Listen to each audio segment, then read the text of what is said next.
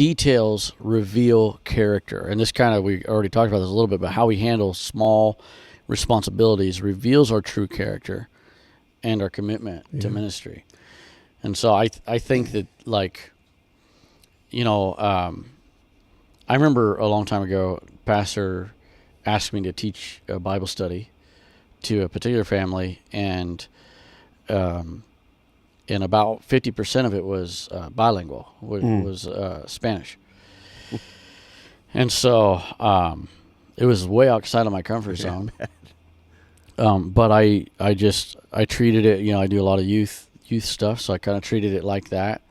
I kept it fairly short. It was about 30 minutes, and man, it like grew. Well, it started out with, I think, 5 people, and it grew, you know, I don't know, I think it was about 30 people or something like that. And people were showing up, and it was funny because I would be telling, like, you know, I use stories a lot. I love stories, so I tell stories. And so I'd use stories, and even in the Bible stories, I would tell about, like, I can't remember. I told this one story. Oh man, I don't remember now, but it might have been Shamgar or something, you know. But it was just like this brutal fight, you know. And and they were translating, and a couple of the Mexican guys were they loved it. They were like talking to each other, nudging each other, and talking in Spanish, you know, like, yeah. So it was funny. But anyway, I stepped outside of my comfort zone, and I was trying to, you know, kind of fulfill those details, making sure that every detail mattered. I would meet with a young gentleman for my handout and make sure that I did Google Translate back then, and make sure that he would, you know, look at it and catch my mistakes and fix it beforehand. And that took time, but it was like, it was details, and they mattered to me. Yeah. Yeah. My note that I had down for this was, if you're not willing to do those things behind the scenes, if you're always just wanting to be the one out in the spotlight, that's not the kind of attitude that's going to get you to the places that God wants to take you. You have to be willing to do all the little things to be given the big things, like I kind of said earlier. You know, willing to do backstage, or like we'll use Sunday school as an example. Be willing to maybe run QLab or the sound system for us, or maybe do costumes or whatever. I mean, or even if it's some random person say, hey, will you buy snack for Sunday school? Maybe they're not even in Sunday school at the time, but you're like, I just want to see if I can count on this person. And then that's how they get their foot in the door. I mean, just little stuff like that. If you're not willing to do those little things, you have no business being. Yeah. Well, something you said earlier, I thought of too, is you said that, you know, God gives us these small things as like a test. I think this works, and it might be through God or God through the pastor or through somebody. But I know sometimes I do things. I'll ask people things, and part of it's that I need it done, but part of it's just to see. And I have discovered a lot. I've discovered talent that way. Like, oh wow, this person is really talented, or this person, man, they're excellent. They do this. And I've discovered the other way. I've discovered, like, I've had people ask me, like when we're building a set, hey, do you need help? I would like to do thus and such, and they'll even have this idea. And I know from experience that sometimes I'll just be like, nah, because it's going to be too much. But other times I'll be like, okay, that's a cool idea, and I'd like that, but here's how that has to happen: is you have to do it. I'm not going to help you. I'm not going to be involved at all.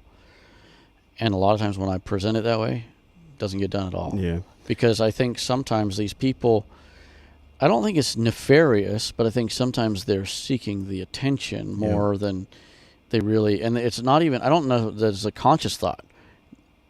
But really quick, in tandem with that, lifestyle. So being willing to be backstage and all those things, like you said, I have been around people sometimes where we do prep work for something that doesn't get used. Yeah. And they can get so frustrated. But I have done that so many times. Yeah. It's a lifestyle. I know that you have to be over-prepared. I know this in work. You have to be over-prepared, and I lead a lot of meetings in work with kind of high profile people. So I have to be ready. And sometimes I'll have 2 pages of notes that don't ever get touched. I never use them, but I have them there. Right. And it makes me better for it. Oh, for sure. Just recently we came up here, got a ping pong table, and we were doing a youth event down at the gym. Got a ping pong table. It's kind of a hassle to carry that thing and get it down the stairs and all the stuff, load it into a truck and get it all there. We never used it because of the way the night went. It was a filler game anyway, and we never used it. And we had to come back and carry it up the stairs, put it all back at 11 o'clock at night. But the guys that helped me, Kendall and Miles, no problem, no issue at all, and because we know that there's prep that has to go. Yeah. So anyway, it just has to be a lifestyle, and you don't get disappointed when you do that work. Yeah, I've heard so many times when in podcasts and different things when they talk to men that preach or evangelize and like, how did how did it happen? How did you feel God call you? And they all talk this similar stories about feeling this nudge by God. But then when they ask other men about it, the first thing those men would ask them, and then that they say that they also would tell or ask other people when they say the same things to them as well, is like, are you teaching a Bible study? So before you ever have a pulpit ministry, you always have a Bible study first. And so the same could be said for like kids ministry. It's like, okay, you want to be in Sunday school. Well, what about working on the bus? Yeah. What about going out and maybe knocking doors and getting kids to come to Sunday school? Maybe that's the thing that gets you in to being involved in the actual physical Sunday school itself. Yeah, I'll tell you, I told the story before, and I'm going to call out a name, but Skyland, she's in Sunday school, and Skyland's far from perfect. She got all kinds of faults. In fact, let's name them. No, I'm just kidding. It would take too long. Night, brother. Just kidding. But no, so Skyland wanted to be in when she was younger. This has been a few years ago. She wanted to be in. She would ask me, all the time, when can I be staff? When can I be staff? The turning point, and I took a picture of her and I sent it to her mom. The turning point was seeing her in the altar, in a regular service. In a regular service, praying praying hard with kids. Yep. That was the turning point for me. I was like, okay, she can do that. She can be in Sunday school. That's makes all the difference doing that. Yeah. It's if you're really desiring a ministry, whether it be in Sunday school or whatever it is, just show those people that are in those positions of responsibility over that, whether it be, like yourself over kids ministry, over Pastor Burgess, if you feel like you want to preach, show them that you can be trusted with little things without even maybe them telling you. It's like, I'm just going to do this. Like, I'm going to ask to be involved in bus ministry for the kids, or I'm going to start coming in randomly and like cleaning up at the church without being asked, or whatever. Or even maybe if you do want to say, hey, what are some things I can do to help out around here? Do you guys need any help setting up Sunday school? Or do you guys need help cleaning up? Or at church, ask Pastor, hey, is there anything I can do to help out around here? And just, you want to get to yourself to a position where you're indispensable. And show them that you can be trusted with these things. And like you said, with Skyland as an example, or we could go through a list of people that they didn't start off way up here. They were starting to do little things down here, and it's like, okay, that person can be trusted and develops, and they can be trusted with the little things. Let's put them in these other places and positions. Yeah, it's like the classic story of the person that wants a job at a place, and there's no openings, and so they pick up a broom and start sweeping every day, and then pretty soon, who's the guy? There's a motivational speaker, Les Brown.